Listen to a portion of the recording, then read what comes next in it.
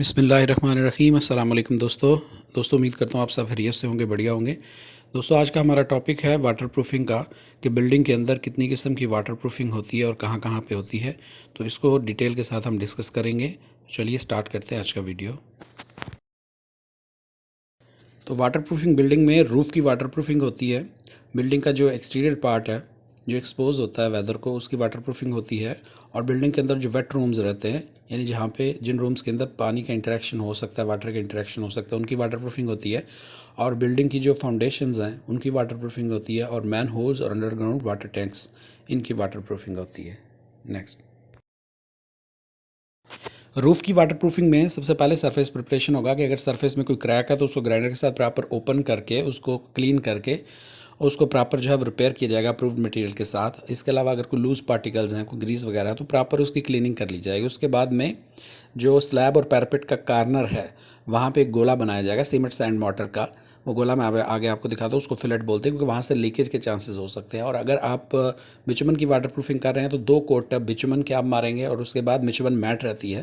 बिचुमन mat जो है वो आपको मिलती है, और बिचुमन मैट के रोल होते हैं, और उस रोल को आपने ओपन करते जाना है। और उसकी जो बैक साइड है उसको सिलेंडर और बर्नर रहता है साइड के ऊपर, तो बर्नर के साथ आपने फ्यूज़ करते जाना है और उसको ले करते जाना है मेम्ब्रेन को, बिचुमन की मेम्ब्रेन को ले करते जाना। तो वो प्रॉपर फ्लोर के साथ आपके रूफ की जो सरफेस है उसके साथ प्रॉपर स्टिक हो जाएगी।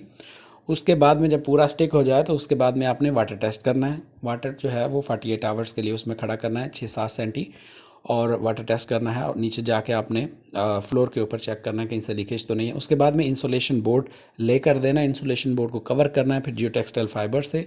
और इसके ऊपर में फिर अगर डिज़ाइन पे है, अगर एग्रीगेट और टाइल आ रहे हैं तो वो आपने डाल देनी है। अगर स्क्रीड आ रही है, यानी स्क्रीड भी एक कंक्रीट का मिक्स होता है जिसमें 8 mm मैक्सिमम एग्रीगेट रहता है, तो वो आप मिक्स भी ले कर सकते हैं एज़ पर डिज़ाइन। आगे मैं आपको पिक्चर में बताता हूँ।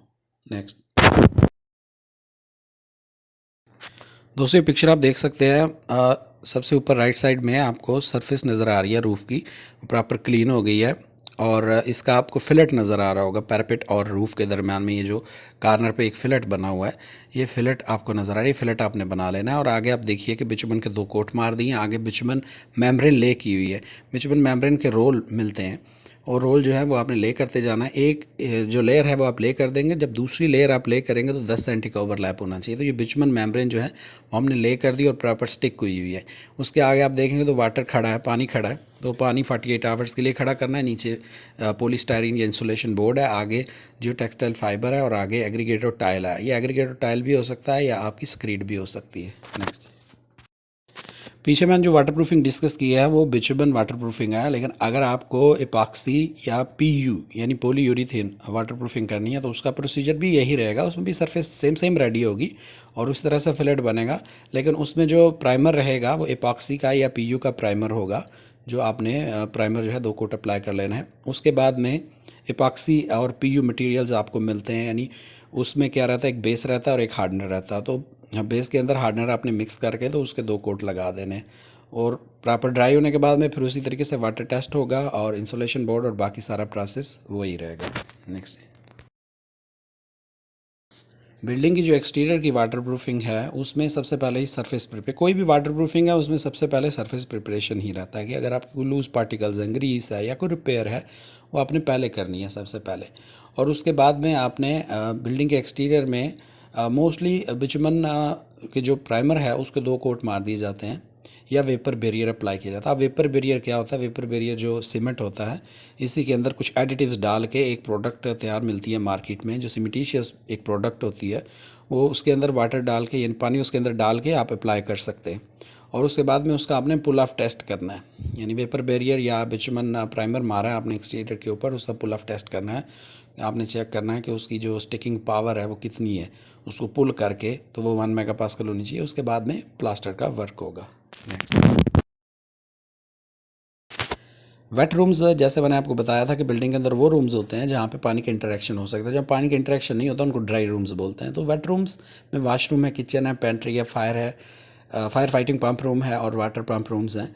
तो इनमें भी सबसे पहले सरफेस प्रिपरेशन ही होगा और फिलर्स बनेंगे corner of block wall and RCC slab, क्योंकि वहाँ से लीकेज का चांस हो सकता है। तो वहाँ पे आपने पहले फिलट बनाना है, जैसा मैंने आपको पीछे दिखाया।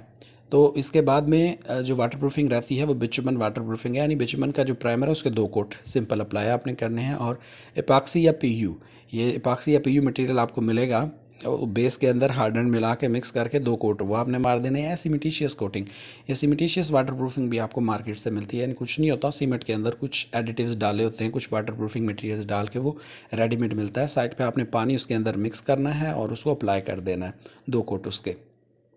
और उसके बाद में प्रोटेक्शन स्क्रीड डालनी है। ये इन रूम्स के अंदर लाजिम प्रोटेक्शन स्क्रीड डलेगी। प्रोटेक्शन स्क्रीड डालने का मकसद यहाँ पे ये है कि वाटर प्रूफिंग जो है उसको प्रोटेक्ट किया जा सके, इसलिए इसका नाम प्रोटेक्शन स्क्रीड है। और वाटर टेस्ट किया जाएगा 48 आवर्स के लिए और उसके बाद में फ्लोरिंग का वर्क स्टार्ट हो जाएगा। आगे मैं पिक्चर में आपको दिखाता हूँ। दोस्तों देखिए इस पिक्चर में सबसे लेफ्ट में सरफेस प्रिपरेशन हुई है, जहाँ पे पाइप की ओपनिंग्स वगैरह आ रही हैं, वहाँ पे प्रॉपर फिलेट बनाया है, कॉर्नर पे प्रॉपर फिलेट बना है। इसके बाद में राइट में आप देखेंगे तो ये सीमेंटिशियस वाटर प्रूफिंग की है हमने।